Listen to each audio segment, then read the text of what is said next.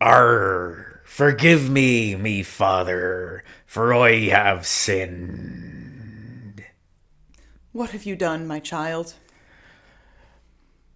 Oh man, you name it. I've committed murder, arson, robbery, pillaging, queerbaiting, and tax evasion, to name just the last week. How many people have you robbed? 20 to 30, I'd say. It's all become a bit of a blur. And you have done this for personal gain? Oh yes. The personal gains have been good. And how long has it been since your last confession, my child? 2 or 3 Days? years. But the truth is, Father, these actions have been weighing hard on me conscience. Is there anything I can do to seek absolution? I mean, if you really wanted to compensate for all of your sins, you could just direct them towards some French people. I mean, I'm pretty sure God lets you murder those. I've always been a big believer in organized religion. Well, thank you, Father. I've had a wonderful day. I'll be seeing you very soon. Back in confessional, I hope. Yeah, lovely statuettes you've got in here, don't ye? Thank you for confessing your sins to me, my child. Please, go in peace. In the name of the skipper, the quartermaster, and the first mate, ahoy. Yes. The feast is o'er. Now brimming wine in lordly cup is seen to shine before each eager guest. And silence fills the crowded hall, as deep as when the herald's call thrills in the loyal breast.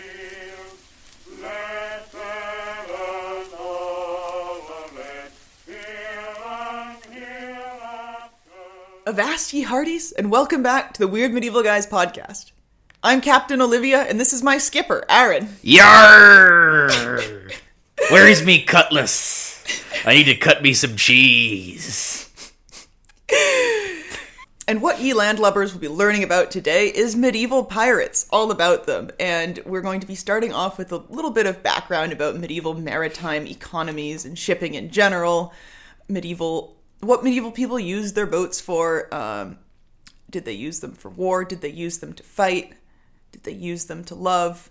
Etc. Did they use them for horses? Oh, yeah. Don't worry about it. We'll get there. And so, yeah, just trying to give a bit of background about what kind of world medieval pirates were operating in. And then we will get into all of the amazing details about our favorite, and soon to be your favorite, medieval scallywags. That's right. We're assembling our brethren court. We've got wizard pirates. We've got woke lady pirates. We got any kind of pirate you want. Yeah. We got Scottish pirates. I don't know if I can do that voice. What would a stereotypical Scottish pirate be? I guess a guy from Aberdeen. Yeah. Or Dundee. Yeah, definitely. Or the Orkneys. I think there were a few from the Orkneys. Anyways, so let's dive right in and talk about the medieval seas. Now, fortunately, these are the same seas that we have now. Yeah, but like, you know, they all had E's at the end of their names, you know. It was Yes. The Irish Sea, the English Channel. The English Chanel. Yeah, exactly. Ye old Atlantic Ocean. So, it's important to remember that although shipping and the economies of scale kind of associated with that were much, much smaller than like in what we consider to be the golden age of sail, which is like, you know, I don't know. 17th, 18th 17th, 18th century, like some vague 17th, 18th century period. You know, but all the same, seaborne trade was an incredibly, incredibly important part of the economy because there are a couple of just basic physical laws that make in the pre-modern period anyway, sea travel just make infinitely more sense than overland travel, especially if you're trying to carry heavy stuff. So, first law of physics that you got to remember is buoyancy. So, just the physical property of buoyancy is going to take a lot of, I'm going to butcher this for the physicists listening, but it's going to take a lot of the weight off of the heavy things that you have to carry. It means that it requires much less energy for something to move the same distance over water versus over land. And the other thing about the sea that's really convenient is that it doesn't have mountains in it. And, well, I mean, don't at me. I know it does. I know what waves are. No, but also there are mountains in the sea. That's true. But if your medieval boat is at the mountains in the sea, then like something's you're past gone terribly the point wrong. Of carrying how much energy it's going to take to transport your bales of cotton or whatever. You're not James Cameron going down to look at the Titanic for the 75th time. You're dead. That meant because physically transporting things over the sea is easier, that also means that it's cheaper. Yeah, so obviously the exact pricing and viability of transporting things by sea is going to depend a lot on a lot of situational factors.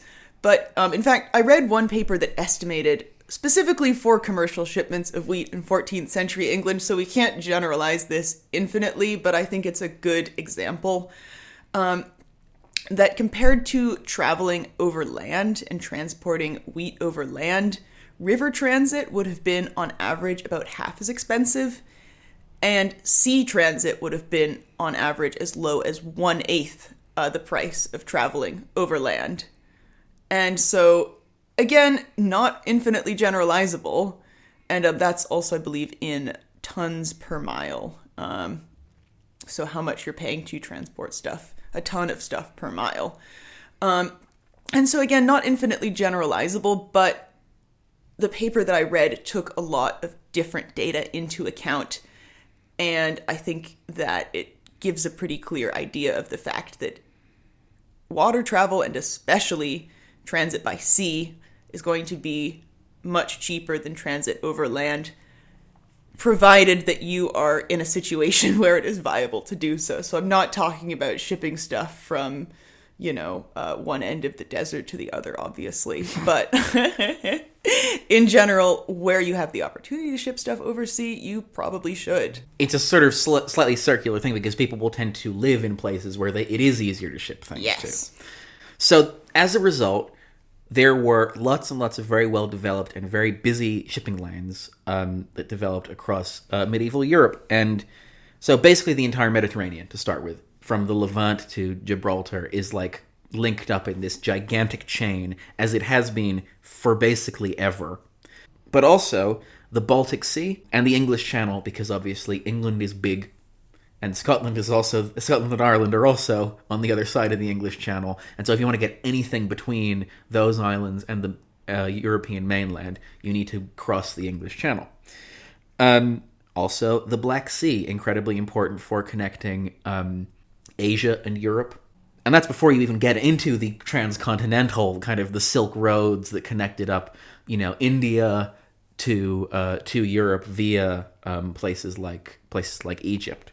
So, there's a lot of very well-established trading routes and trading networks, and a lot of the most important ones are maritime. Yes, and a lot of these routes tended to stick pretty closely to coasts. They would often take routes that would allow them, even at the cost of a slightly longer journey, to, for instance, hop between different islands.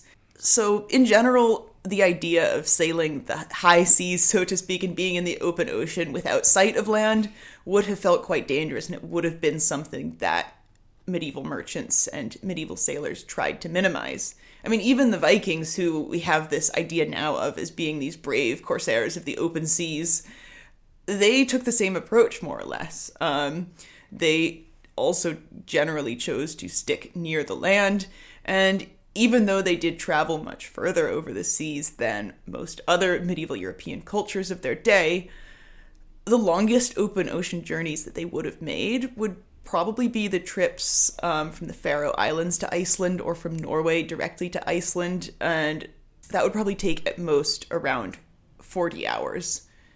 And that's assuming a relatively slow average speed as well, so you'd definitely be trying to do it faster, but with sort of average winds and a heavily laden ship, you would not be going very quickly. So yeah, this is around 7 terrestrial miles per hour. And Viking boats, on average, are also faster than your typical medieval trading boat, because a really big boat that's laden down with stuff and is built for capacity, not necessarily speed, as many medieval merchant ships were, might make only around 20 miles a day. So that's only a little bit faster than a human being can walk over land. But again, but it's a lot faster. But it's a lot faster than a human being can walk whilst carrying enormous sacks of grain. Yeah, but again, just, the advantage of being able to pack all of your stuff in a giant ship, and the conveniences that come along with that made it very well worth the expenditures. That being said, shipping isn't something that just anyone can get into then as now, because ships are extremely expensive to build and maintain still, and although they offer this massive cost benefit, they also come with a lot of risks. Like, your ship could still just sink randomly. Something could happen to it. And ships are also incredibly expensive to maintain. Keeping all of these people on board and keeping the ship from spraying holes in it is an absolutely massive expense. I mean, even if you ask people today that own boats, they'll tell you that, the boats are basically just these infinite money sponges. And so the price of all of this maritime trade is worth paying as long as you can have these boats in constant use, carrying your commodities back and forth. But if that's less possible, then these things are just going to be massive, no pun intended, money sinks. And you will be in, no pun intended, dire financial straits. You keep saying no pun intended, and I'm not sure I believe you. And the sheer expense required to maintain ships is a huge part of the reason why most medieval states did not maintain what we would now recognize as navies. So, for example, England, already a country that we've established, is dependent on sea-based trade for anything that doesn't grow in England, which, if you live in England, you will understand that most of the nice things that you want don't grow in England. England did not have a navy. The English crown either directly owned or held shares in a handful of ships, but that was basically it. And England, also remember, is one of the most bureaucratic, most, quote-unquote, modern states in the Middle Ages, and they're also an island, so if anybody is going to have a modern navy, it's them. And that doesn't mean that various monarchs in Northern Europe and in Europe in general wouldn't have ever had boats at their disposal. It just means that the idea of having a standing navy that you just keep around in case you need them would not have been a very familiar one, for instance, to the King of England in the Middle Ages. And so, for instance, Richard the Lionheart, during the Third Crusade, he commissioned a massive number of ships, hundreds of them. But these were, and he sailed them all the way to the Holy Land. Most of them made it, I think. But these were more for the purpose of troop transport than for actual battling at sea. And so having ships that your soldiers and your armies use, and having sailors in your employ, would definitely have been something that you would do as a medieval monarch in Europe. And don't get me wrong, these ships could definitely still defend themselves, but that was more because they were ships that were crewed with thousands of well-armed men than because they were a trained navy. And so, for instance, Richard the Lionheart knew that they might have to make amphibious landings, and so they did, and knew that they might, in some cases, have to engage at sea with hostile ships. He was not setting sail with the expectation that they would encounter similarly sized war fleets that they would have to engage with at sea. And indeed, they did not. And that's not to say that that never happened, battles between fleets of ships. Oh, it definitely did. But it was very rare. It was much more the exception than the rule. And we will talk about a few of those later, because some of them are pretty cool. Yeah. So if England, a quote-unquote modern state that's even more dependent on sea trade than continental Europe, didn't maintain a permanent standing navy, then it begs the question, did anyone in the Middle Ages? And the answer is yes. You already know the answer if you listen to this show. It was the Byzantines. So, to take a couple of steps back, in what we call the classical period, the Mediterranean Sea was, for the most part, to use a popular turn of phrase, a Roman lake.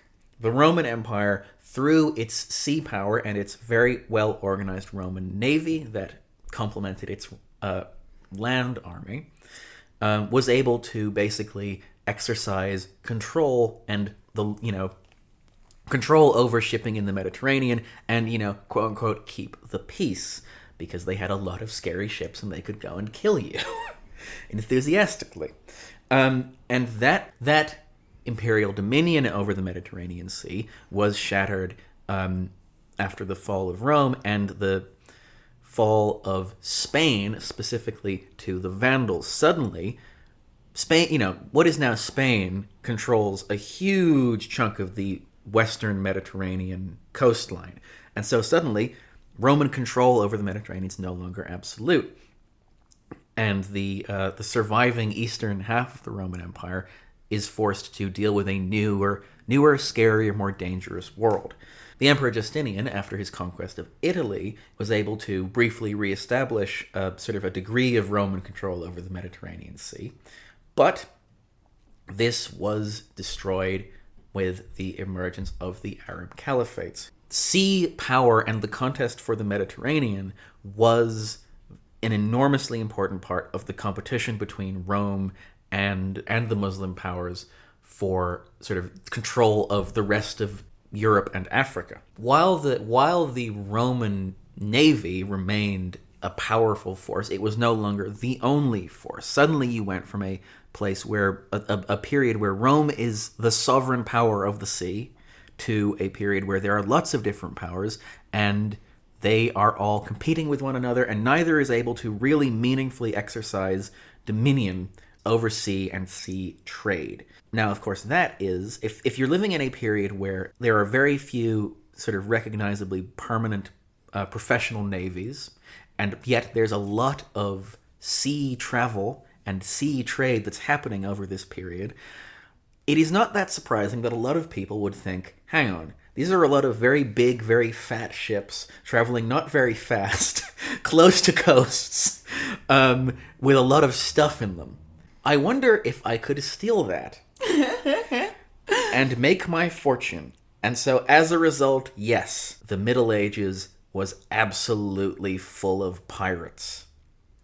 Yeah, because the goods gotta flow. And even in times of war, in times of uncertainty, people will do whatever they can to prop their businesses up. And so don't think that an absence of strong central control, such as that which was exercised by the Roman Empire, or they tried to exercise, don't think that something like that decreasing means that people are going to stop sending out their boats into the unknown, hoping that they're going to come back with more stuff and money. I know we keep making Wild West analogies on this show, but this is a classic Wild West situation. There's a lot of factions.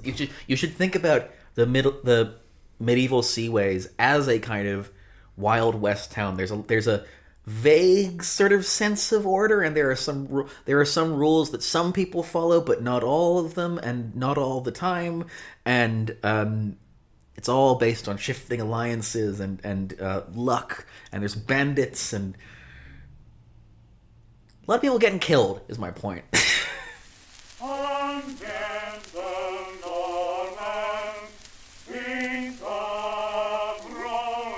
And a lot like the Wild West, we have a lot of great cultural archetypes that come from this era as well. Yeah, let's talk about the people who worked on these ships. Who were the sailors?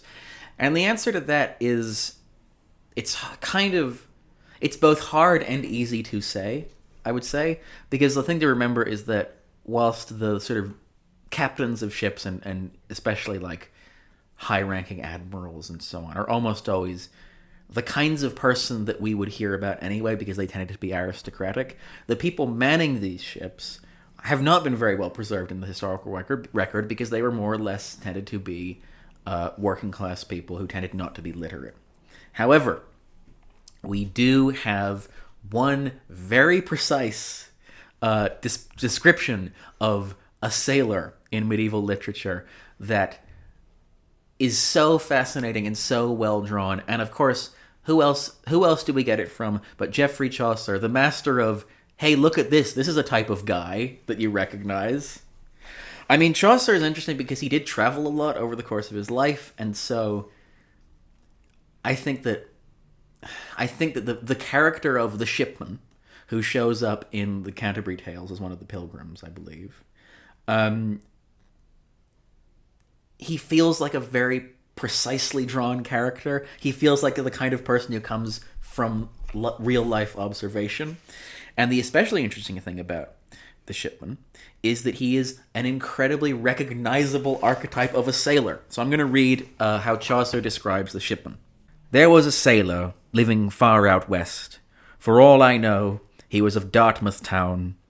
He sadly rode a cart-horse in a gown of thick woolen cloth that reached unto the knee. A dagger hanging on a cord had he about his neck, under his arm and down. The hot summer had burned his face all brown, and certainly he was a person fine. Very often he took a draught of wine of Bordeaux vintage, while the trader slept. Nice conscience was a thing he never kept, and if he fought and got the upper hand, by water he sent them home to every land. But as for craft, to calculate his tides, his currents, and the dangerous watersides, his harbours and his moon, his pilotage, there was none such from Hull to far Carthage, hardy and wise in all things undertaken. By many tempests had his beard been shaken. He knew well all the havens, how they were, from Gotland to the Cape of Finisterre, and every creek in Brittany and Spain. His vessel had been the Madeleine. So, here is a medieval description of a sailor, and I would say, does this not match... Is this not precisely every stereotype about a sailor in the 17th century, but also now? Like, a hard-drinking, morally dubious, potentially quite violent, but very, very competent and rough-and-ready guy. Yeah, He's got loose morals and a knife. Yeah, and he's from Dartmouth, which is in Devon.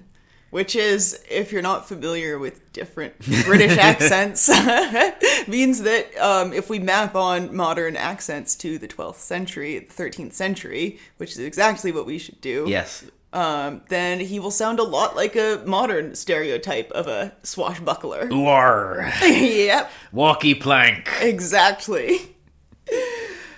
Chaucer's not the only information that we have, though, about the sort of the disposition and character of these sailors. So they do, despite the fact that they tend to be quite lowly working class people, they do sometimes intrude into the historical narrative in interesting ways. So, for example, we have a record from a 1299 investigation that was conducted on behalf of the King of France into allegations of unfairness by royal officials at the Mediterranean French port city of Aigues-Mortes. The investigators, as part of the investigation, compiled 84 folios of testimony from 70 men, mostly current and former sailors, as well as merchants, fishermen, and immigrants living in the town.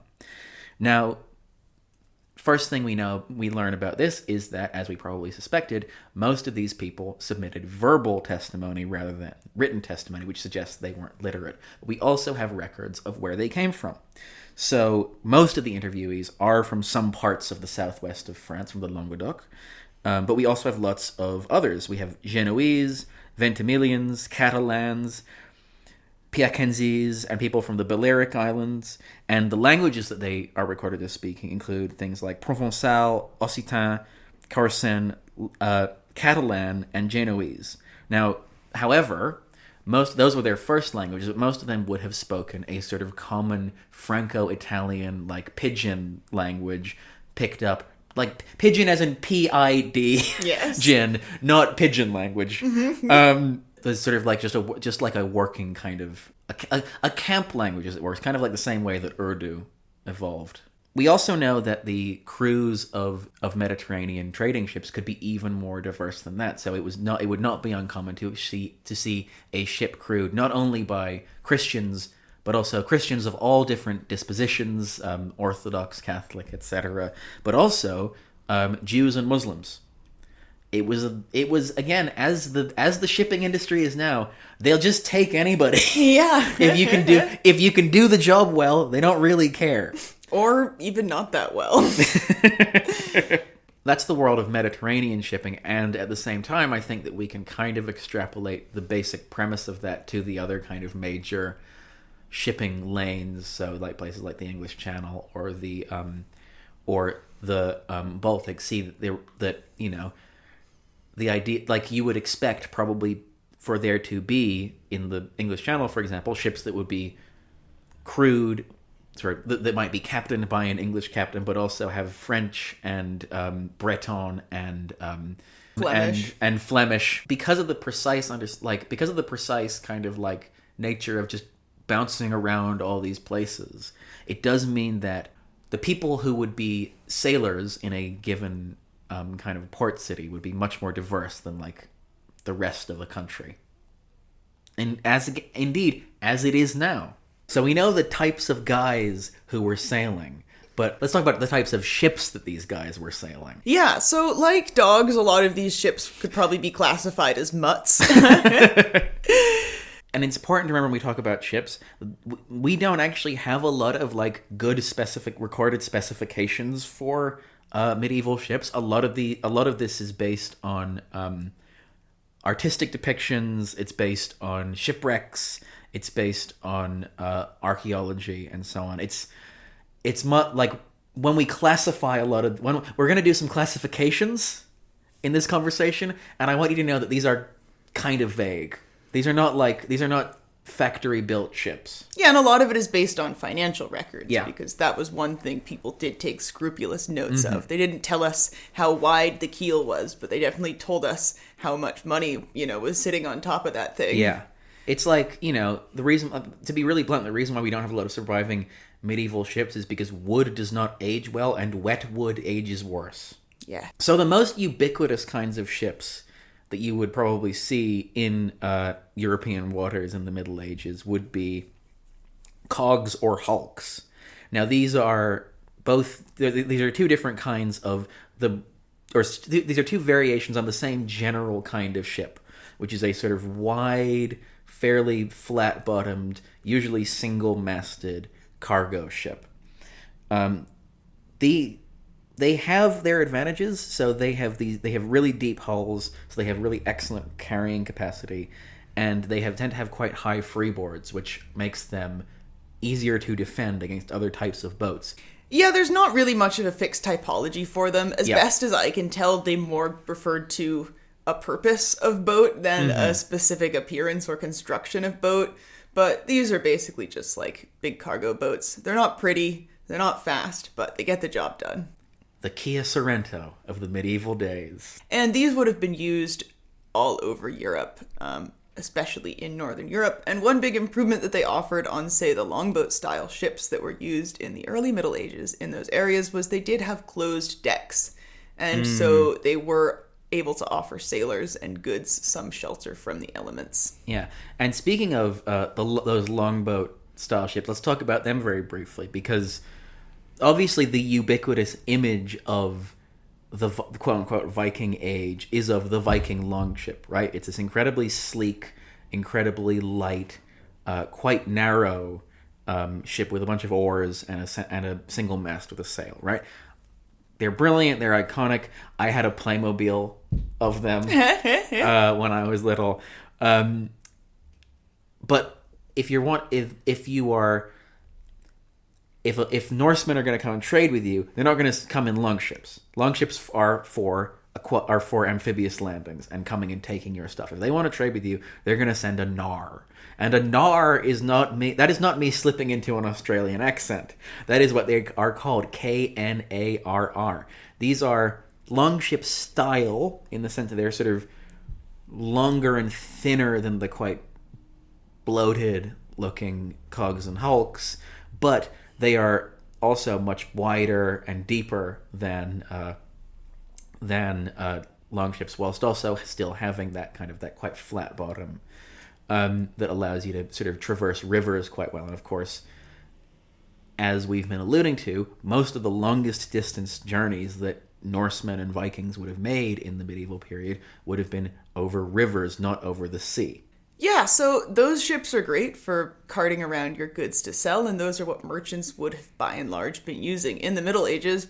But what if you wanted a ship that packs a bit more of a punch? So we're talking about warships, and the fact that there were generally not so many standing navies in medieval Europe doesn't mean that there weren't boats that were meant for fighting. Although a lot of these boats would have basically been retrofitted versions of the boats we mentioned previously. Yes, so if you want a warship, probably the best thing to do is to strap a turret to your Kia Sorrento. Like, so what they would do is they would build forecastles and aft castles, literally fortifications at the front and end of a boat. That's why in a lot of European coats of arms you see these boats that have castles on them. This is literally a thing that you would do. And of course, the reason why you build those fortifications is the same reason you build them on land, so that it's easier for the crew to shoot people while they are standing on the decks. And I should say also, while we're talking about sort of these retrofitted ships, they generally, one of the big differences between medieval warships and warships in the sort of later golden age of sail, so again like the 17th century, 18th century, is there almost certainly isn't going to be any form of artillery on there. I've seen some scattered references to potentially some French warships having ballista on them, but like it certainly wasn't ubiquitous, and based on the sort of visual depictions and the archaeology, and realistically a warship is probably just going to be, again, a Kia Sorrento with some castles on it. That's not to say though that there weren't purpose-built kinds of warships. So obviously we've already mentioned the Viking longboat. Again, this is not a boat that's built for naval combat. This is a boat for this is a boat that's built for amphibious assaults on unsuspecting monks. But we have to talk about it because it is an example of a purpose-built longboat. Purpose-built warship. Quick sidebar about Viking ship designs. One of the interesting things about Viking shipbuilding is that it's an incredibly decentralized activity. Like, they're relatively, because they're quite light, Viking ships were relatively easy to build as long as you had people in your community who knew how to build them. And so, actually, Viking boats would be built, basically, they wouldn't be commissioned by, a big shipyard. They would be built by the community that would use them. Yeah, it was the kind of thing you would bash out, like, over a weekend with your uncle. Yeah. No, literally, like that's the and that is one of the genius things about the Viking age, is that it is the barrier to entry to going and being a Viking is basically there's a guy in your village who knows how to build boats and you've got scary mates. Yeah, exactly. Now, I've also mentioned, since we're talking about purpose-built warships, I also simply have to talk about, once again, the Byzantine Navy and the dromon.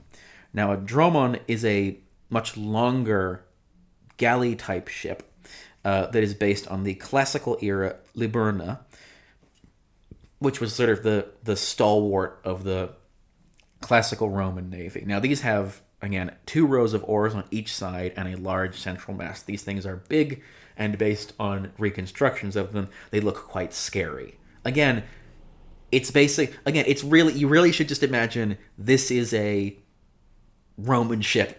The thing that you picture when you think of Roman ships, it's that, but with slightly different proportions. Now, these, I should say, I just said that medieval warships didn't have artillery on them, but of course, the Byzantinists in the audience were twitching at that, so I have to address it.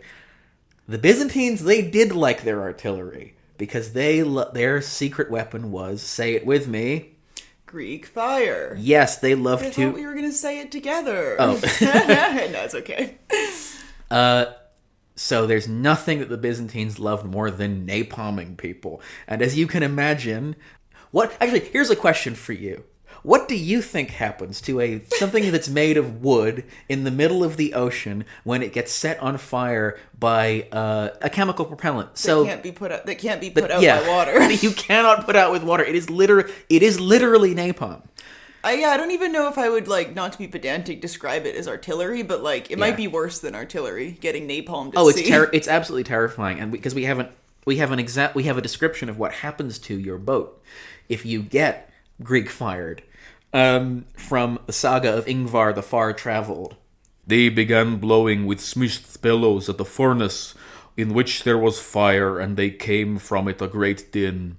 There stood there also a brass tube, and from it flew much fire against one ship, and it burned up in a short time, so it all became white ashes.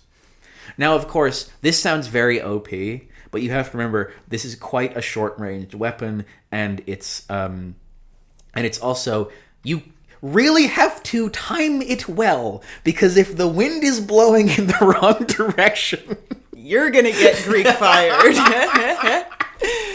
It's so cool. It was so... Oh dear, people wonder why why the Byzantines are my boys. How can you not love them? Yeah, and so I think it's important to bear in mind that, as Aran said, close range encounter is very much the name of the game when it comes to medieval ship-to-ship combat. And so I think just the inability to put a cannon on a ship yet, because the cannon would possibly blow your ship up, as many cannons, were wont to do, really just limited the extent to which warships, fully fledged, purpose-built warships really could be deployed in any sort of effective way. And so you would have, your archers up on the castles firing down arrows maybe if you had to, and you had things like grappling hooks that you could use to hook another ship. And although the Roman-style sort of battering ram that they would put at the fronts of their ships to smash hulls seems to have fallen out of use by late antiquity. No one is quite sure why. A lot of medieval warships did have a sort of long, thin spur, so to speak, at the front that would often be used to draw up level with a ship and kind of knock its oars out of the way to keep it from getting away from you.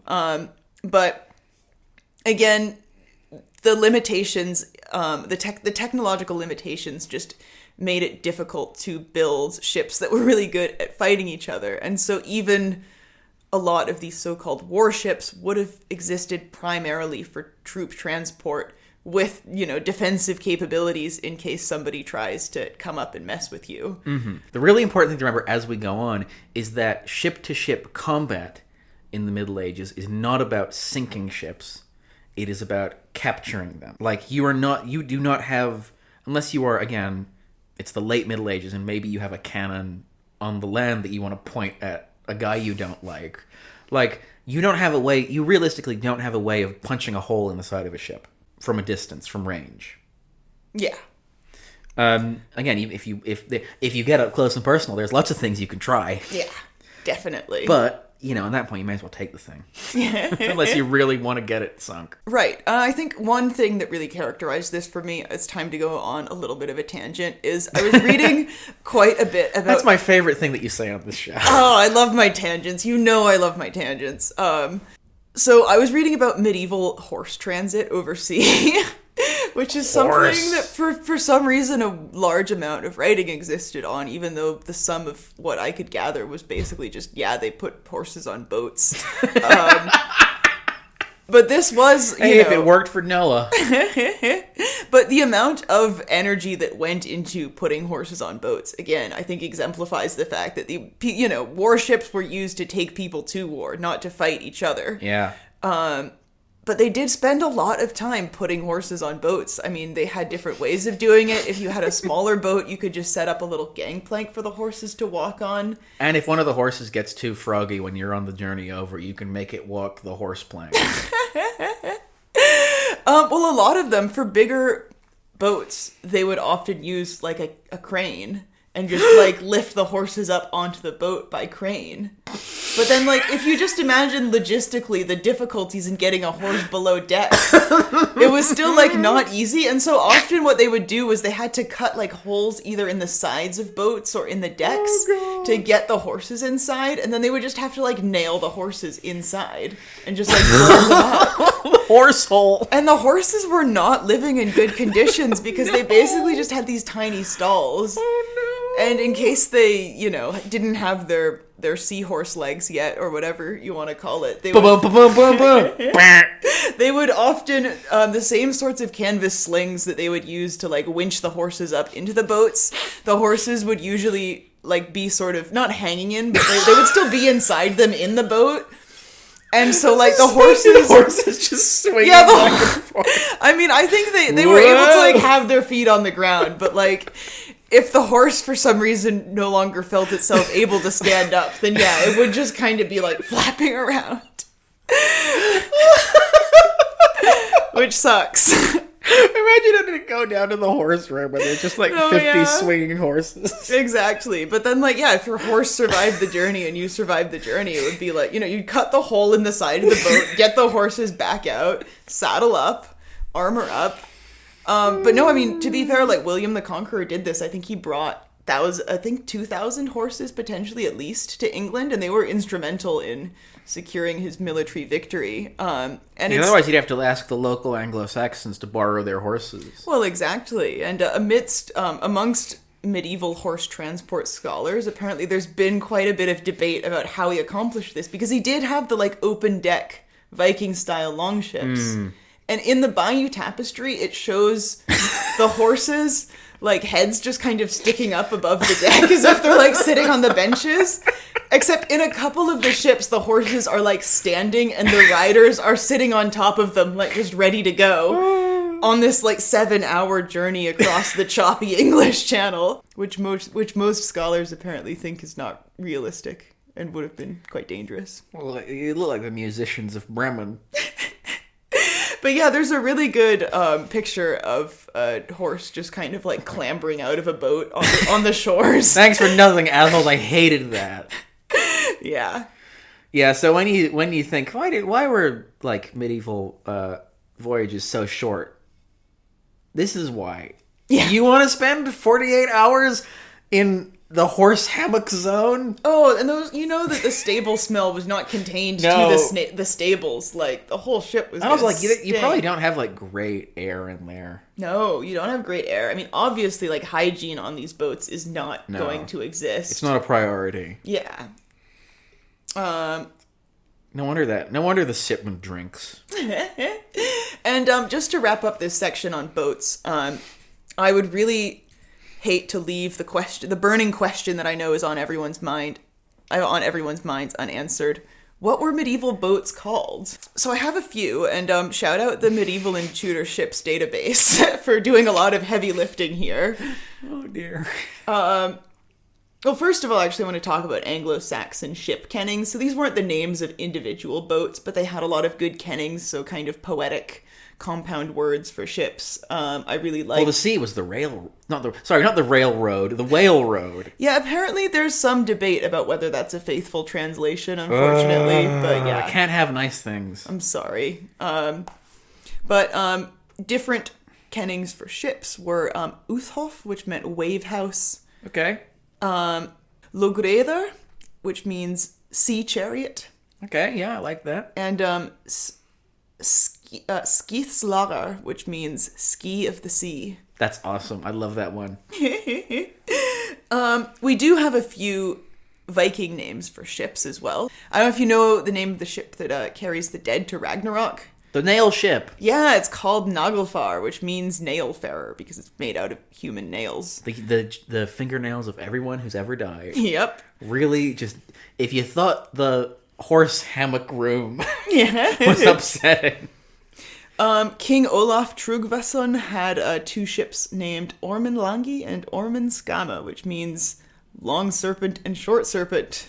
Apparently one was long and the other one was comparatively short. I think it'd be quite funny if the long one was short serpent and vice versa. That's like, true. Why are they called that? It's a bit.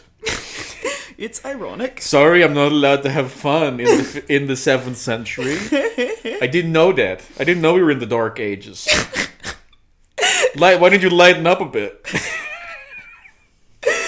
Yeah, absolutely. Olaf Haraldsson had one called Visent, which means bison, which I like, and Earl Eric of Norway had one called Barden, which means beard.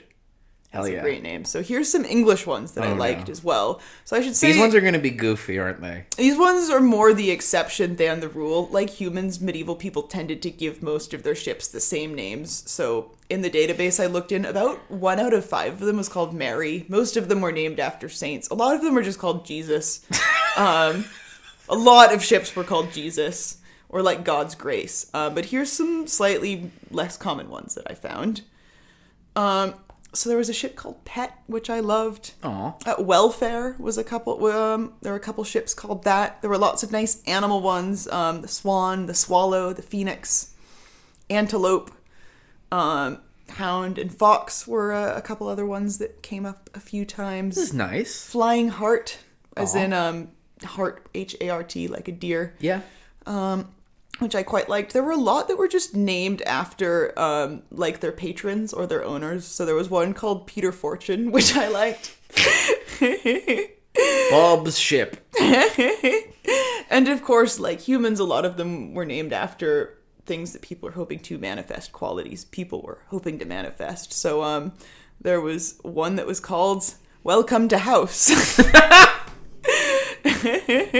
And another one that was called Come Well to House. Listen, they didn't have vision boards back then. They had the Smooth Weather, the Port Joy, and the Lightfoot. The Holy Ghost as well. Oh, yeah. Good biblical one. Yeah, absolutely. And there's also a French one that I saw that was called the Wayne Pan, which means win bread. Like the moneymaker, basically. Oh, that's good. So, yeah. That's really good. Yeah, not super goofy, but pretty fun. This is my ship. The big money, no whammies. Where is his girl who dies on the field? Blessed and all of it, here and hereafter, living in death the man who scorns to yield. Before we get into more specific things about pirates, let's just go over a little bit more in detail what boat-to-boat combat would have looked like, because we have some pretty colorful accounts. There's one I really wanted to share from the Third Crusade, which I think went off amazingly well if you consider the logistics of trying to sail 200 plus ships from England to the Holy Land. I mean, compared to the one that went after. Well, yeah, and the one that came before. And also the fact that they got blown off course into, like, Cyprus and then just did an unplanned conquering of Cyprus. These guys have got amazing cheese. Yeah. It's so squeaky. We need to control the supply of this wet sea cheese. Exactly. And so there's a great account that says that as Richard's fleet caught sight of the Holy Land in view after many months of travel, they noticed this enormous vessel on the horizon. And as they drew closer, they saw it was massive, bigger than any boat they'd ever seen before, and it was of unbelievable craftsmanship, incredibly well made. And they send over a messenger who returns with the news that the ship claims to be reinforcements sent by Philip, the King of France. And he's Richard's rival, actually. These two kings hate each other. And Richard basically says, no way would Philip ever have such a nice boat. And even if he did, he'd never send it to help me.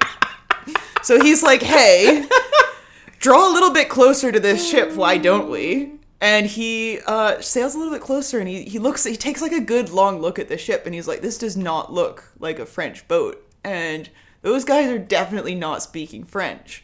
And so the narrative pauses at this point. We get like a little bit of backstory, and it says that someone who was there when the ship was being loaded in Beirut tells us that it is a Saracen ship. This is like you're probably wondering how I got into the situation. It's dramatic irony at its finest. And it says, quote, that the ship is loaded with heaps of stuff, 100 camel loads of every sort of weapon, great piles of crossbows, bows, bolts, and arrows.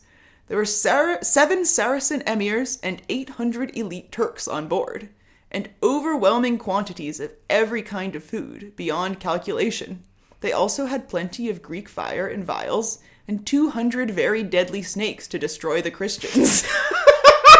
Because that's what you want to take with you on your boat. Yeah.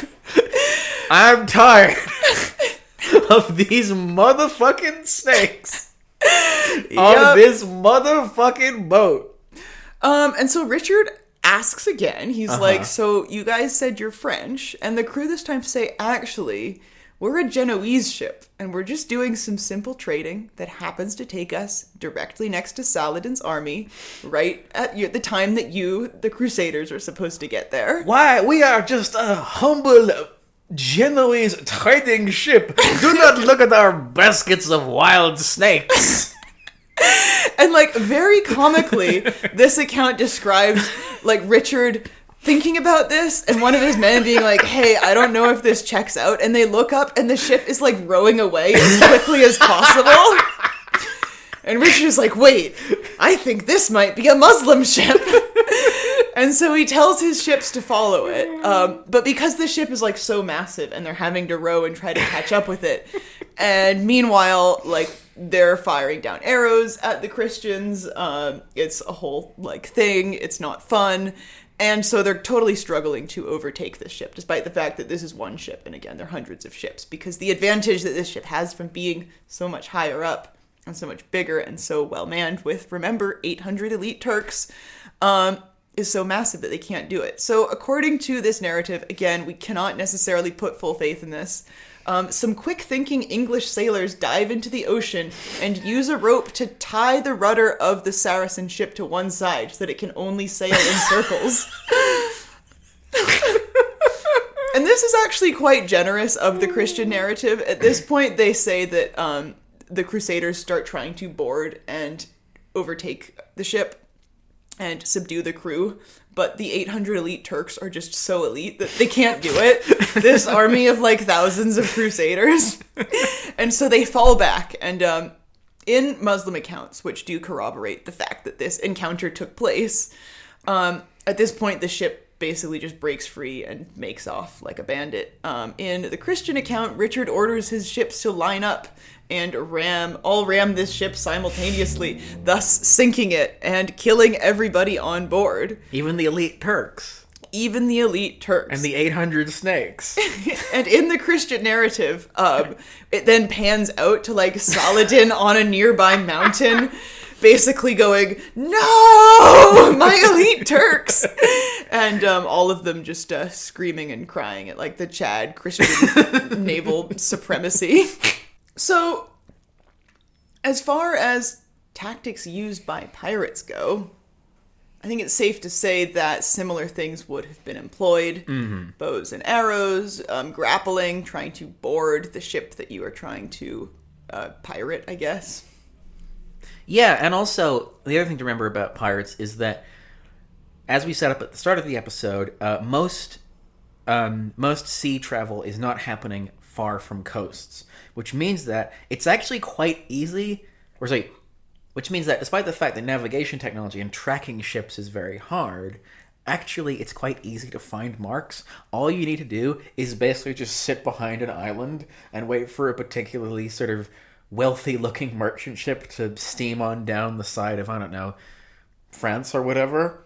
I mean, you jump out and go, give us your gold. Yeah. Exactly. And the merchant ships are probably not going to contain 800 elite Turks on them, although I guess they always could. So it's probably going to be easier to overcome them than if you were actually engaging with a ship that was prepared to defend itself. And the other thing to remember is that these are not ships that are going to fight you to the last man. All they need to do is put up a bit of token resistance to show that they didn't violate their contracts, and then they can quite happily surrender. And we know this because quite a lot of people would get captured by pirates, held for like a week or so, and then just dropped somewhere. Yep. And they would have to go to their local kind of royal offices and be like, hey man, all my stuff got stolen. Can you help me? And we know this because this is where most of our sources for piracy come from, is sort of slightly befuddled and frustrated merchants being like, all my stuff got stolen. They took my pants.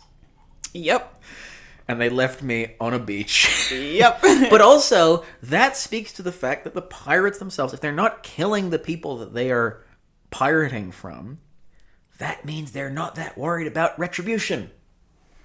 Because they're not worried about being identified. Isn't that interesting? The fact that pirates don't seem to have been particularly don't seem to have been particularly worried about retribution, I think speaks to, or brings me to, what the social position of pirates were. Now, pirates were usually outlaws, but they were also outlaws that could be rehabilitated if needs be. So for a lot of the leading admirals and naval commanders of the Middle Ages were at some point in their lives pirates. So, for example, the Henricus Piscator, the Count of Malta, who spent a slightly comical decade terrorizing the Eastern Mediterranean and trying to take over Crete just as his own little personal fiefdom, and funding it through enthusiastic piracy, was then hired as Admiral of Sicily by the Holy Roman Emperor Frederick II. Because, like, why not? He's the guy who knows it. And that he's not the only example. So for example, in the early stages of the 100 Years' War, when Philippe de Valois was looking for an admiral to lead the defense of the French coast against the English invasion in 1337, he appointed Pietro Barbarita, a Genoese who had literally been plundering French merchant ships earlier that year. Like, these are people who, are technically breaking the law in some sort of abstract sense, but they're people who are useful. So you may as well bring them on board. And I think that speaks to a wider point, which is that the line between pirate and merchant and sailor was sufficiently thin, and people could move between all of those categories in the space of a lifetime. Pirate was not an identity in the Middle Ages in the way that, it somewhat became in the early modern period. It was a thing you did if you wanted to make a quick buck. Yeah, exactly. Because we have all of these different competing tensions in the medieval maritime economy. So there is the fact that even in times of strife, merchants would still like shipping and commerce to happen, and rulers would also very much like that to happen in order to keep their country's economies alive. And so it is necessary to have, to try to ensure a degree of safety in the waters around your land. But it's also very much the case that, as we said, it's difficult to keep a standing navy, and most monarchs did not. And of course, and trade, I think it's also really important to point out that trade in the Middle Ages was very tightly regulated. And localities that had ports were very much invested in getting tax money that they would get from the import and export of goods. This was a massive part of the economy. It was super important. You want to buy or sell wool from our port? Well, you're going to give us a cut of the profits. And so if... Tariffs, they're in the news, folks. Yeah, exactly.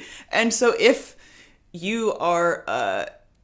So if you happen to have come into possession of a quantity of stolen goods, well, you're going to need a place to offload it, and unfortunately, the Caribbean, this is not.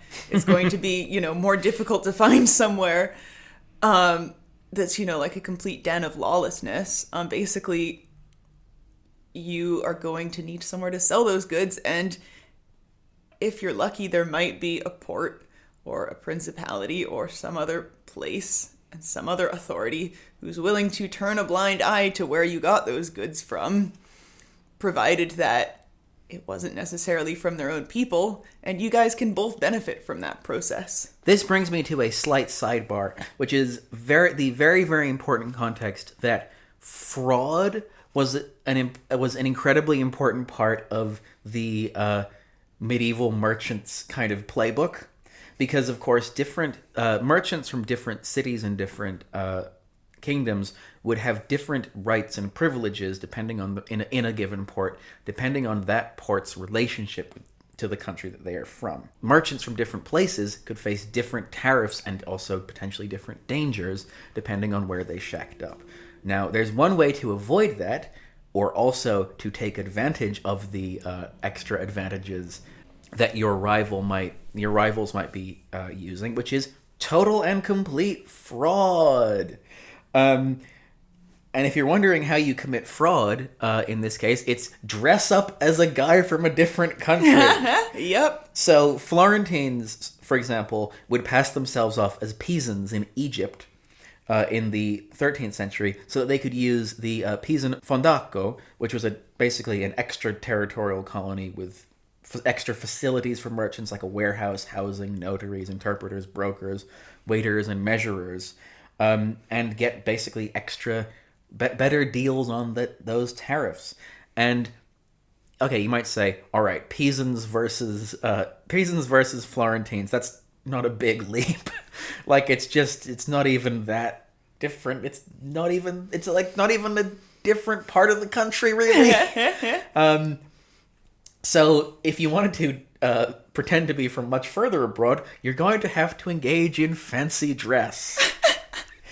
So according to an article from a Florentine treaty with the Sultan of Syria in 1497, Florentine merchants would dress up as Muslims when they visited Syrian villages in order to buy cotton for cheaper. And this reflected, I think, a wider and older tendency, just better or general advice that was given from a much earlier time to European merchants in the Muslim world, which is to just like, hey man, do your best to pretend to be Muslim. So, for example, the Florentine merchant Francesco di Balduccio Pegolotti gave this advice to merchants who wanted to cross Central Asia on the way to China.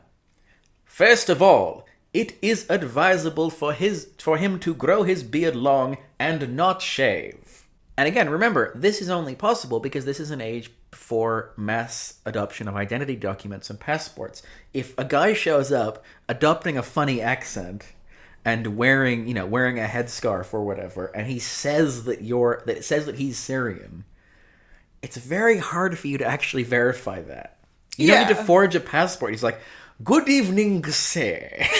And when it came to actual piracy as well, you could expect that if you were either a pirate or a victim of piracy, you would probably get very different treatment based on where you came from and where the person that attacked you or that you attacked came from. Because a lot of rulers were, again, very happy to turn a blind eye to so-called piracy as long as it didn't necessarily hurt them or their people.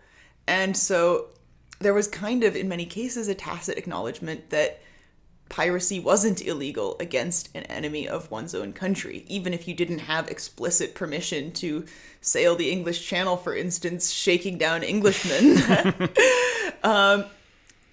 It was still basically considered to be okay. Mm-hmm. Yeah, what are you gonna do? What do I care? That's your problem. So, for instance, in 1335, the sort of dawn of the very outset of the Second War of Scottish Independence, I believe, Edward II, the King of England, wrote to the Duke of Normandy asking for restitutions after a group of Scottish, Norman, and French pirates, led by a Scotsman named John de Sancta Agatha, attacked and robbed some English merchant ships. So he wrote to the Duke saying, can you get these people under control? Because they had taken a bunch of what they had done, essentially, per the letter that the king wrote to the Duke of Normandy, said that they killed the master and several of the mariners of that ship, took all of the said merchandise and things to the value of 600 pounds sterling, and brought them to the port of Normandy, and then sank the ship. Classic Edward II, just complaining to teacher. And working the refs instead of solving the problem. Exactly. And so the Normans basically shrugged their shoulders and were like, okay, that's fine, we don't care, it's English goods. Sucks to be you, man, I don't care. Yeah, and so even though Edward was writing to the Duke of Normandy, telling him to restore these goods to their rightful owners. Now, mind you, England and France are not besties at this point, but they're not technically at war. But the Duke of Normandy... There's been 100 years of bad vibes. Yeah, and so the Duke of Normandy writes back, actually saying that because Normandy is an ally of Scotland and England is at war with Scotland, Normandy technically didn't owe the English anything. So Edward counters that at the time of the attack, there had been a 3-month armistice between England and Scotland, which Nerd! meant massive nerd. And you can tell when you read these letters that he is seething because it's a back and forth, and the letters get longer from Edward each time. And I couldn't find copies of the letters from the Duke of Normandy, and so it's really just this I don't know, it's just a very sort of funny one-sided It's literally the exchange meme to of the read. crying man and then the Chad. No, exactly. But I think it's one of his last letters that he wrote.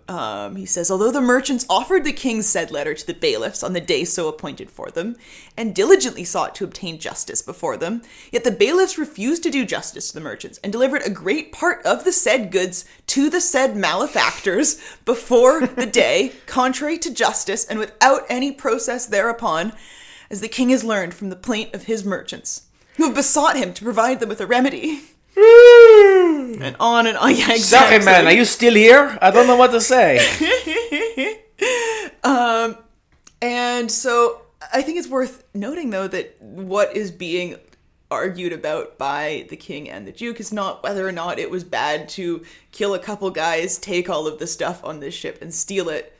It's whether or not England and Normandy are formally enemies of each other, because that status is what would have decided whether this was okay or not, and whether the Duke of Normandy owed anything to the English. The conclusion to this story, though, shows that you can't necessarily just expect to allow pirates to run rampant without any hope of consequences, because another follow-up later on in that year shows Edward basically telling the Duke of Normandy that Edward is going to authorize his bailiffs to seize an equivalent amount of Norman goods in Southampton, Norfolk, Suffolk, and London, and they're going to hold on to them until the English merchants get what they're owed. So that's quite, so that goes to show you that there are ways of basically trying to counterbalance and make sure that if something is taken and sold from one group of people, then because, it's important for the economy to keep running, and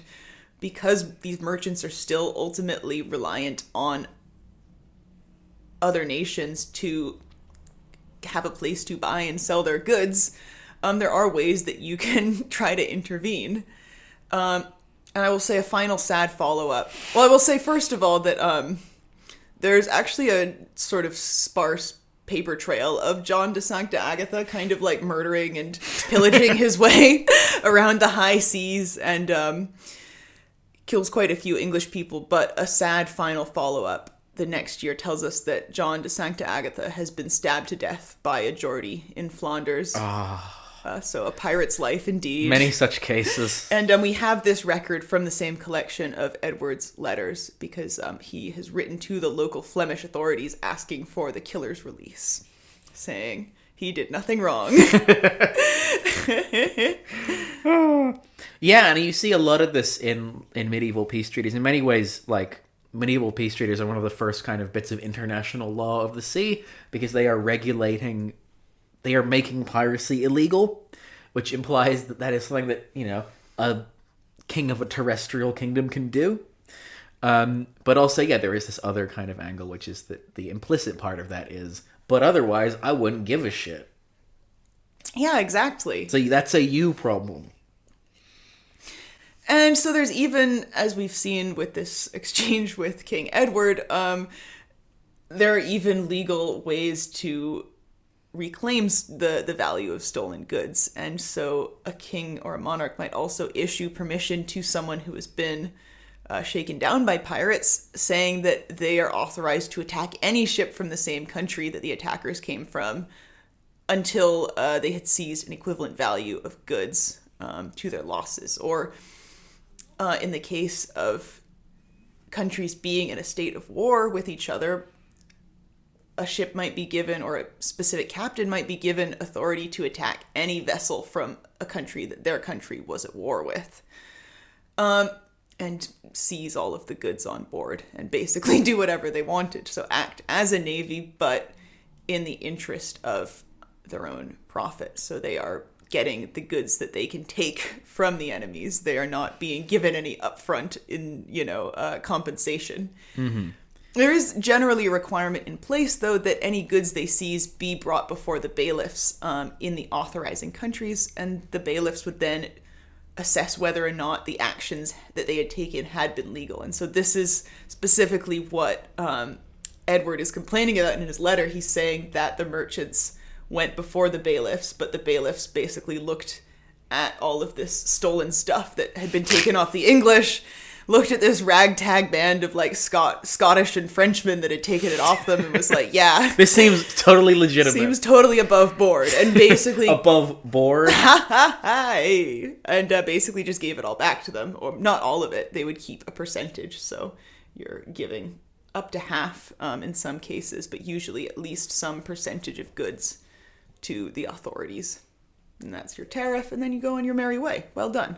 Never in danger, quail our father. So that's all of the background. We've talked about the technologies of medieval maritime combat. We've talked about the culture of medieval seafarers and how you could shift easily between the categories of pirate and privateer and merchant and sailor. It's time to do what we all came here to do, which is talk about pirates. And my God, I have to say, when I started researching this, to take you behind the curtain of this show, I thought we should do this episode because medieval pirates just excited me as a title, and I was like, there's probably something there. My God, there was a lot more to talk about in terms of individual characters than I thought there would be. Oh, yeah. There are some wild ones here. So who do you want to start with? Why don't you start with Jeanne de Clisson? Yeah, that's right. We have a lady pirate first. Jeanne de Clisson is genuinely one of my favorite characters we've ever had on the show. So, she was a Breton noblewoman in the 14th century. By the way, before we even get to the pirate stuff, she's already iconic because she had 4 husbands. So she had 3... So before she became a pirate, she had 3 husbands. The first of them died, iconic. The second one was annulled by the Pope at the demand of her husband's relatives because I guess they hated her. Iconic. I know. And the third was in 1332, Olivia de Clisson, who was another local Breton nobleman with lands near Nantes. Now, at the time, there was an ongoing dispute over the succession to the Duchy of Brittany, with the French and English kings backing rival claims. So a treaty was signed to resolve the conflict, but some in the French court suspected Olivier of treason, and so he was arrested at a tournament and imprisoned. Which, by the way, also an incredible detail. What do you mean he was arrested at a tournament? In full view of everybody. How dramatic. It's like if they ran out of the football match to arrest Ronaldo for, I'm not going to say it. Anyway. That's really good. Look it up. Jeanne immediately was like, well, this is a problem I can solve. So she tried to free him by bribing a guard, but she failed, and he was executed in 1343 along with 3 of their children. So in response, Jeanne, I think, took a very proportionate response to this terrible thing that happened and swore a blood oath against the French king. So she sold what parts of Olivier's land had not already been seized by the king and used the funds to hire a crew of 400 of the most disgusting, greasy English sailors she could find, and also bought 3 warships. Now, and this is where we get into the really awesome stuff. So she painted her ships black and painted the sails red and named the flagship My Revenge. And by the way, there are rumors that the King of England was funding all of this, and why wouldn't he, based on the conversation we just read out? Yep. And her men began attacking French commercial ships in the English Channel, and they used the classic tactics we already talked about. So they would use grappling equipment, knives, swords, crossbows, and short bows. Unlike normal pirates, though, they would slaughter the crew and leave only a few men left alive to spread the legend of the Lioness of Brittany and her Black Fleet. And in the to cap off an iconic life, in the 1350s, Jeanne married for a fourth time to a man named Walter Bentley, one of Edward III's commanders in the 100 Years' War. And in 1350, she retired from piracy, and the couple were granted the English-controlled barony of La Roche-Mouzin in France. Truly one of the greatest to ever do it. Oh, absolutely. Imagine the terror of looking over the horizon and you see 3 black ships with red sails, and you know that France's angriest MILF is here to kill you. I think dying of old age is super iconic. As a pirate! Because not many of them actually manage to get that far, as you will soon learn. Oh, I love her so much. Oh, she is amazing. Even just like the idea of, you're a French noblewoman, and then you shack up for a decade with, again, a bunch of like gross sailors. Yeah. And somehow you actually manage to keep them in check and in line enough to exact like devastating revenge on every single French person you can find. Yeah. One of the goats. I don't know what to tell you. She's iconic and more people should know about her.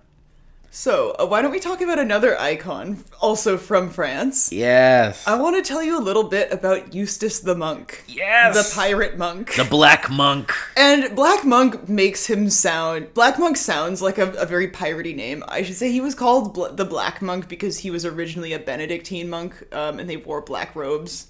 It wasn't black like his soul was black, although his soul very much was black. I'm going to be real with you. He probably did lean into that.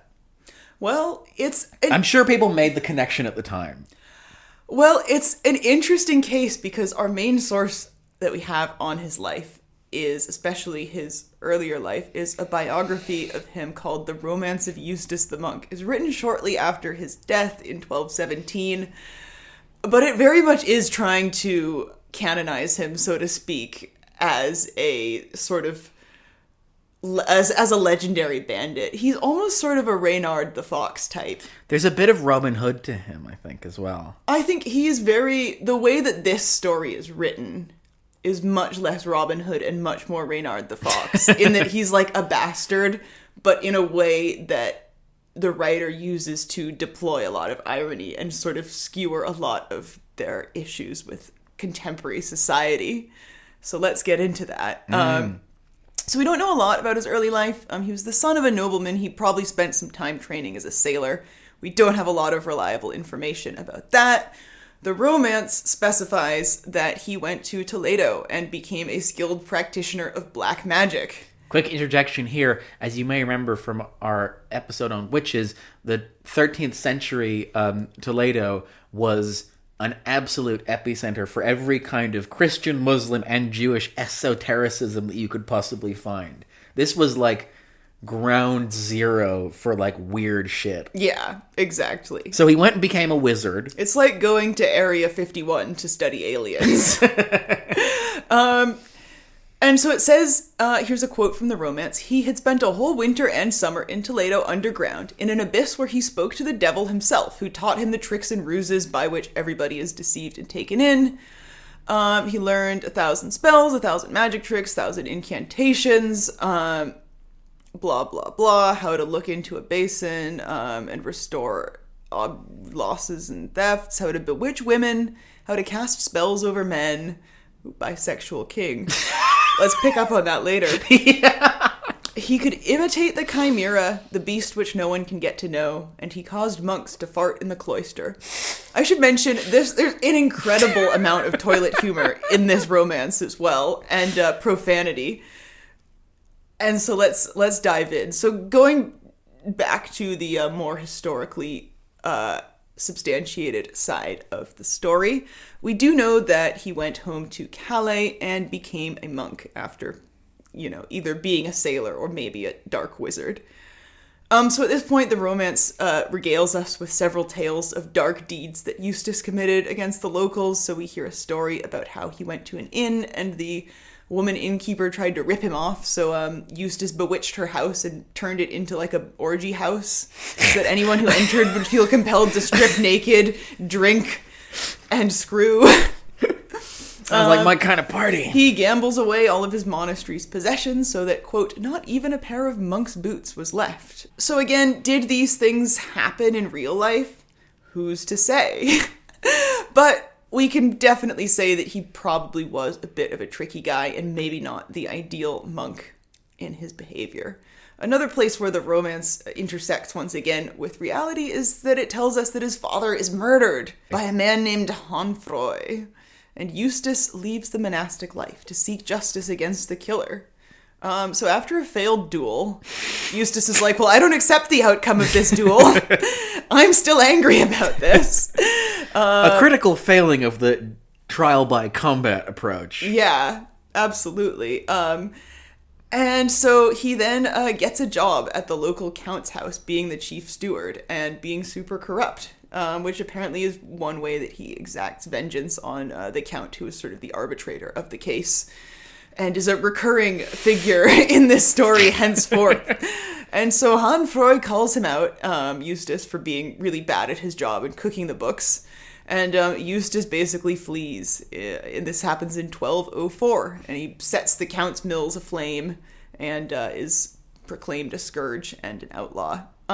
So by 1205, interestingly, he is already a pirate and occasionally works in the service of King John of England, who is also known as John Lackland because he screwed up, lost all of his land holdings in France, and thus left the English Channel quite dangerous for English merchant sailors. And so that's where Eustace comes in. He is a pirate, and not all of his activities are sanctioned by anyone but himself, but often he is attacking French vessels with the explicit permission of King John. And in the romance, this arrangement comes about because Eustace disguises himself as a knight hospitaller and asks to see the king, tells the king that he is an envoy of the great pirate Eustace the Black Monk, and Eustace wishes to serve him. And the king says, yeah, man, sounds good. And then Eustace, rips off his disguise. Behold, it is me! Now, and the king is like, sure, yeah, okay. Can I make a voice actor suggestion? Is Eustace not the perfect? Or well, it is me. Surprise, Your Majesty. It is I, the Black Monk. You gotta lean into it. Oh yeah, no, definitely. So we do know that this sequence of events of him leaving Calais and becoming a pirate within a relatively short period of time is pretty well historically substantiated, although we don't know exactly how that happened. It's possible that he already was quite skilled as a sailor, and so it was easy for him to convince the king to give him ships. The romance, thankfully, fills in a few details and tells us about all sorts of exploits that Eustace gets up to along the way. Historically accurate, I'm sure. All historically accurate, 100%. And Eustace's ability to trick people and disguise himself is a recurring theme in these. So, for instance, here is a quote from him stealing the Count's horse. The Count is often... This is the same Count. Again, yeah, it is the same Count, and he is often the on the receiving end of Eustace's trickery. Eustace, who knows so many tricks, followed him into the town. He put on a woman's garments and looked remarkably like a woman. He was clad in a linen dress, and his face was well covered. At his side he had his distaff. Then Eustace the monk did some spinning. He went straight up to a man-at-arms who was holding one of the Count's horses and said, "Let me get on this horse and I'll let you have a fuck." "Willingly," said the man. "Up you get, young lady, on this good ambling palfrey. You shall have 4 deniers from me if you let me have a fuck." "I'll teach you how to use your bum," said Eustace, better than any man had ever been able to do so. The young man raised Eustace's leg and Eustace let out a fart. "Ah, young lady, you are farting." Eustace said, "Don't worry, my fair sweet friend. Don't be upset. It's this saddle which is making the noise." Eventually, Eustace convinces this young man to climb up on the horse behind him.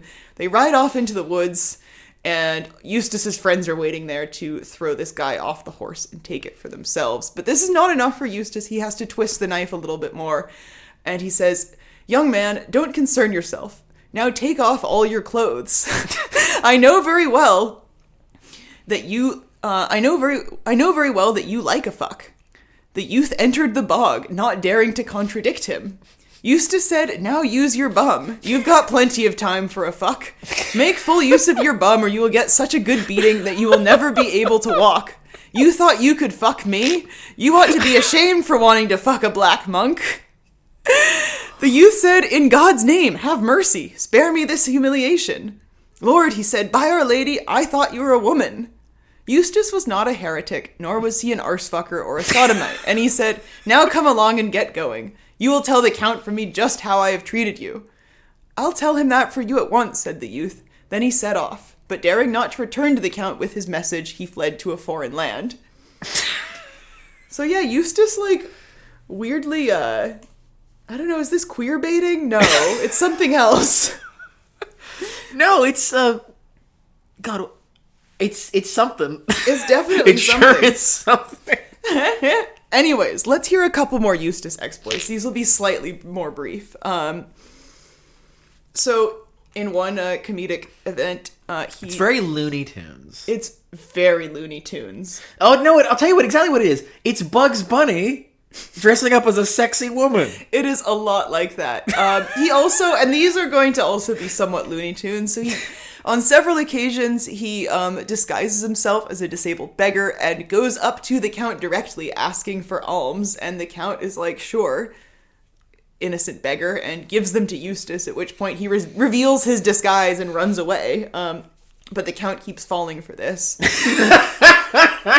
He disguises himself as a pastry seller and bakes tarts full of tar and wax. Oh, no. And again, personally gives them to the Count in disguise, and he and his men eat them and their mouths become stuck shut.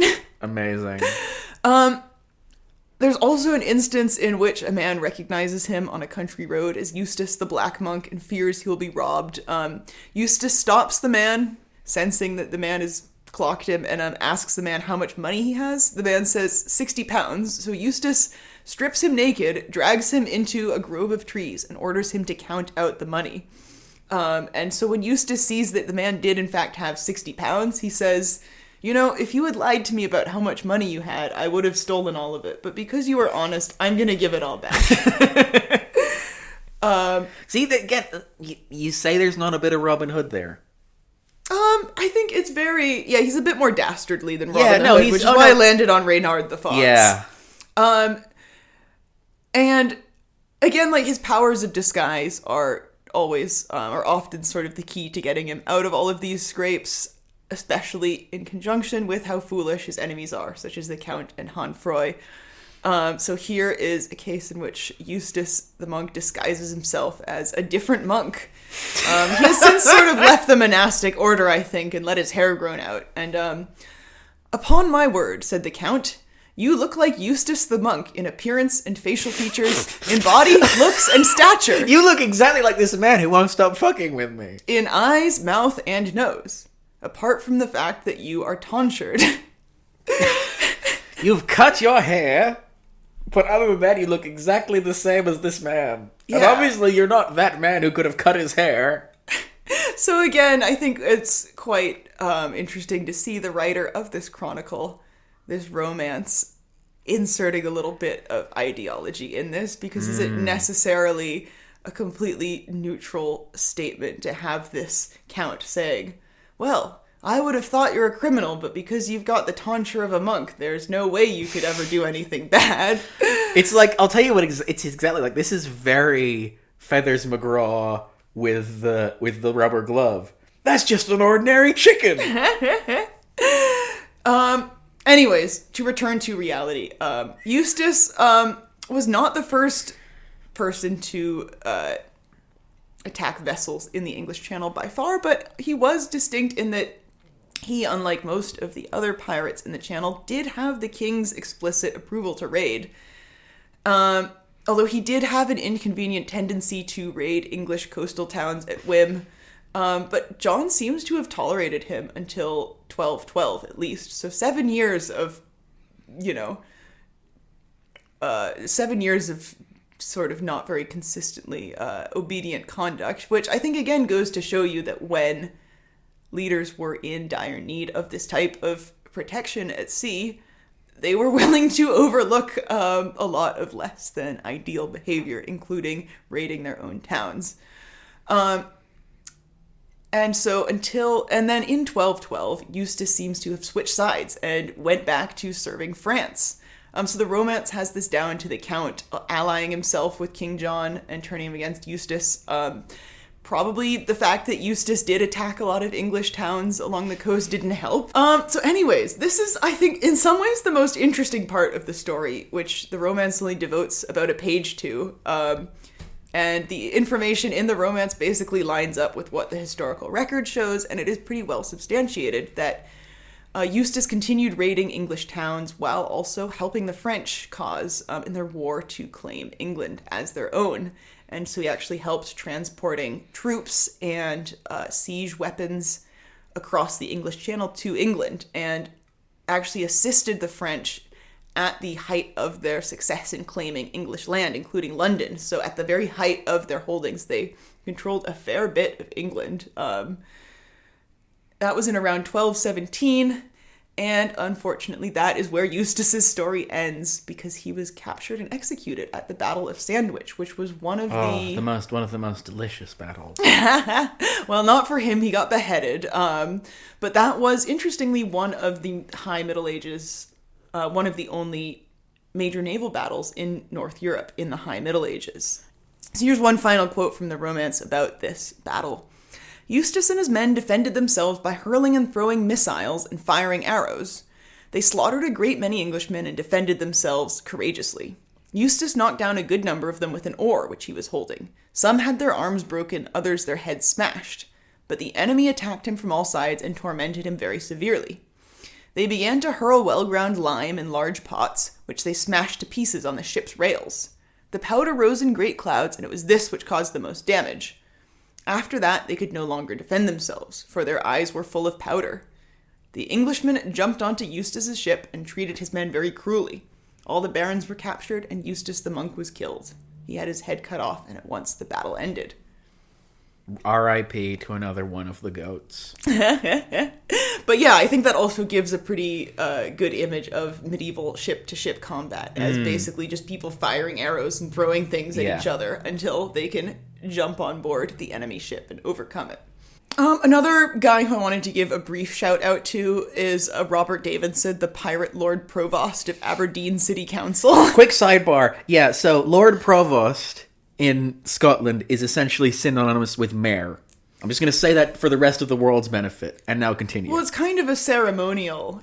So it's mayor ceremonial. is a ceremonial position in the UK. Yeah, but I think that's an important piece Yes. of context. It's like the guy who heads up the city council. Yeah, pirate, but you should be picturing in your head pirate mayor of Aberdeen. Yeah, exactly.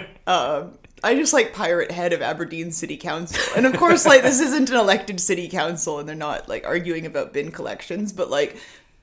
Well, they're arguing about, like, the 14th century equivalent of bin collections. Well, yeah, possibly. And again, I just like the image of Robert Davidson, Pirate Lord Provost of Aberdeen City Council. So he's coming into the council chamber, like, taking off the eye patch and parrot, just like, and now in session, bang. Yeah, and he was basically responsible for Aberdeen during the 100 Years' War having, especially in the early 15th century, having a very lax policy towards receiving pirate stolen goods, as long as they had been stolen from the English. That's the thing about Aberdeen, they're all scum.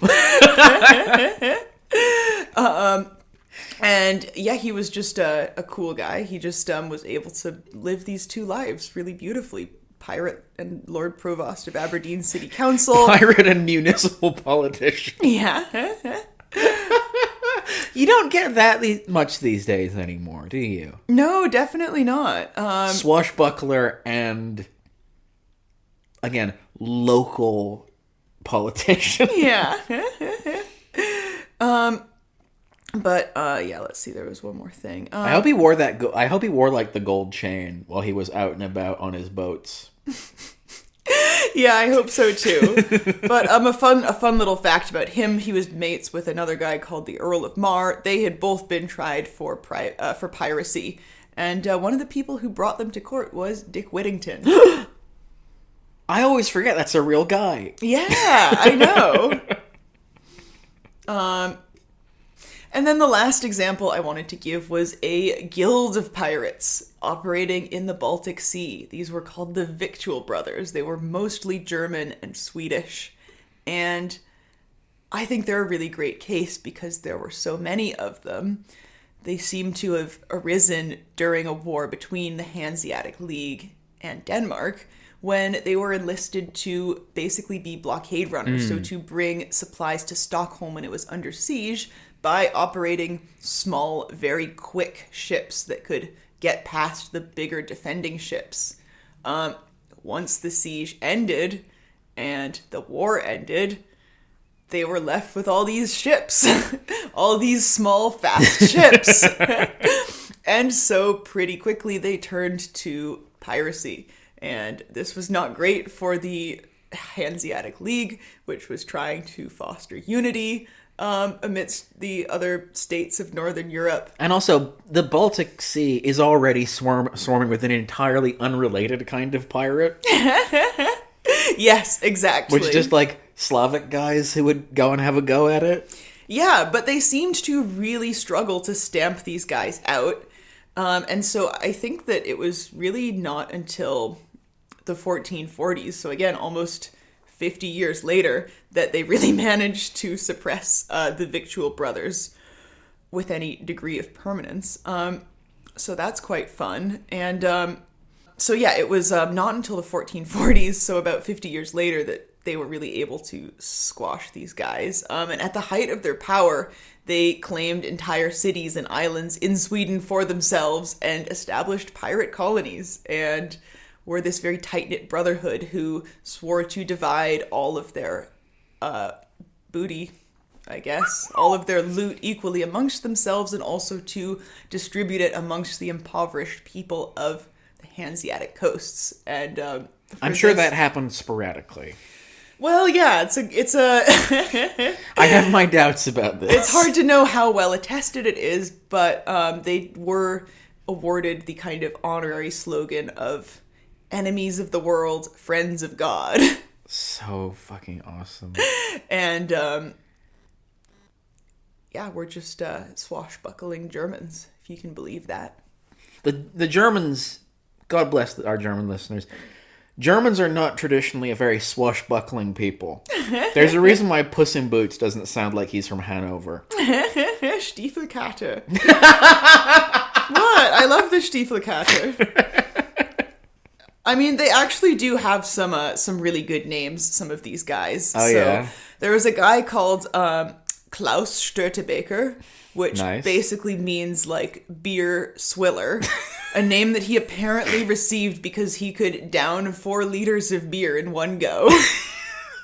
Which is cool. It's so much beer. Yup. Oh, yes. And Magister Wigbold, Master of the Seven Arts. Yes. Oh, that's so good. Magister Wigbold. I know. So these were really just like the kind of spookiest, weirdest German guys just kind of terrorizing Northern Europe for literally decades.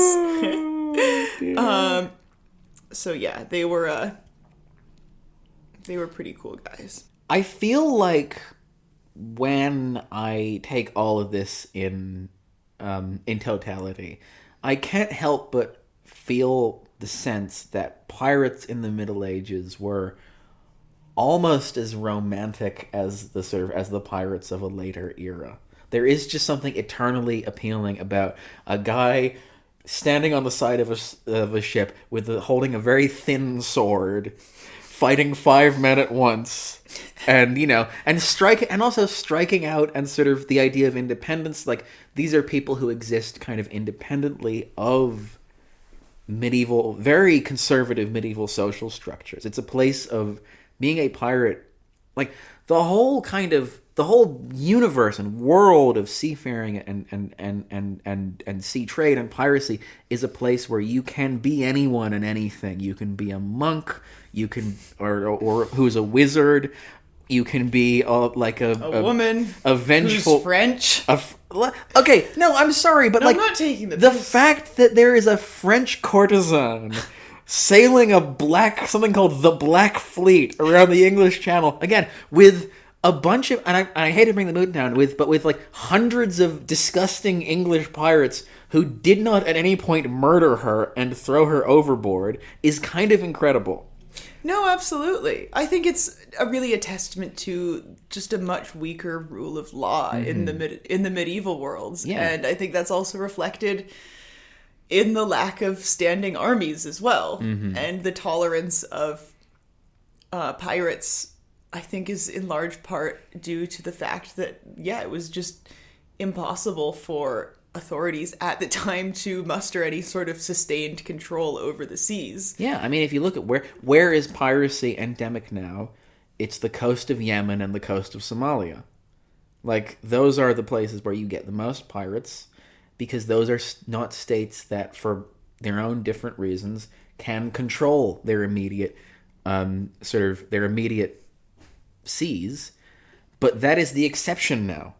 The rule is the rule of law. And the idea of even the concept of territorial waters. These are really fundamentally assumptions that are much newer than the Middle Ages. And as a result, I think it is a place, the sea in the Middle Ages is a place of ambivalence.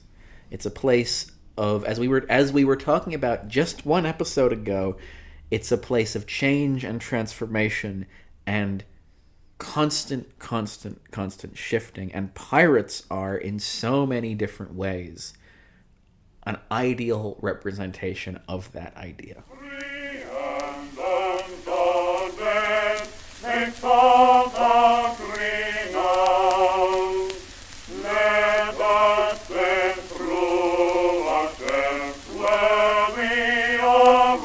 Well, I think it's about time that we pulled up anchor and set sail back on the seas of history. And if you enjoyed this episode... Oh, that's right. I didn't do the usual sign-off, because I'm a pirate. It's about ambiguity and transformation. Oh, yeah. This was meta all along. And if you like this episode, then please do leave us a 5-star review on your podcast platform of choice. And if you like, you can leave a Spotify comment. Now, if you do that, there is a good chance that Captain Olivia here will issue a letter of marque for you to exact revenge against my enemies. Yes. And also read your comment out loud on the podcast. As she's about to do now.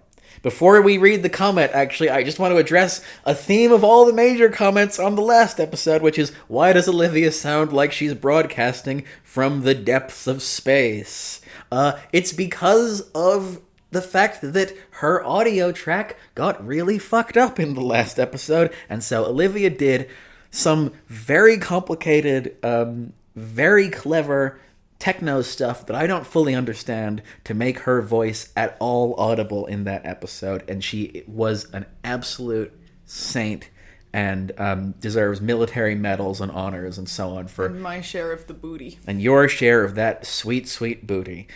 Yeah, for some reason my audio was all crackly. We've been using a 2-mic setup for the first time for the past few episodes, as we've mentioned, and we were using a different laptop that time. So hopefully the issue will have resolved itself when we listen back to the audio on this episode, as we've been doing intermittently throughout. But I also did appreciate how many of the people who commented said things like, oh, we want to hear Olivia better. Or like, no, Olivia, I can't hear you well enough. And not finally, she shut up. People seemed really torn up about it, and I really appreciated that. Made me feel seen, if not heard. Anyways, as for lovely comments, of which we got several, let's see. Well, I did appreciate Max Turner, who said, really impressed with Olivia's work ethic. She's still podcasting from the bottom of the hole with Joe Mason. Got me. And let's see. That's a reference that's over a year old now. I know. Oh, that's great. Thanks to Will, who said, I can only hope I do not publish a book so ridiculous that upon being found, it is republished to further mock me. Yeah, hopefully that doesn't happen with Weird Medieval Guys, How to Live, Laugh, and Die in Dark Times. I mean, I assume when we get plays on this podcast, it's just people, playing it back to their friends, being like, can you Check believe out this these terrible clowns? podcast. Yeah, exactly. All right. Avast! What rises on the horizon in the distance? A seagull. 'Tis the red sails of our ship, Oh, no. come to carry us away on the tides. All right, well, With our booty. we got ahead. Until next time, shiver ye timbers. On gentle Norman, we strike for a throne. And welcome back to the Weird Medieval Guys podcast. I'm Olivia, and this is Aran, a scurvy cur. Hey, it's me. No, that's Bob Dylan. Yeah, I know, that's the bit. He's not a pirate. I was about to say, I'm doing a different voice. Nah, I'll lean into it. Let's not throw people too much. Yeah, we'll get the arcane references in, but over Bob time, was gonna show up. we later. need to lull them into a Yeah. sense of false security. Okay, do it again. I just had to get that out of my system. No, that's what, perfectly fair. And I think Bob Dylan is so recognizable as a character that you can sprinkle him in. Hey, yeah, I'm really glad to finally be invited to the Weird Medieval Guys podcast. I've always been a great fan of Weird Medieval Guys, and I'm here to promote my new picture, A Complete Unknown, starring Timothy Chalamet as me. Bob, we said if we set this out very clearly that if you were going to come on the podcast, you weren't allowed to do the voice. You have to just talk like you normally do. Sorry, let me just take a minute. Hey man, what's happening? Thank you, Bob.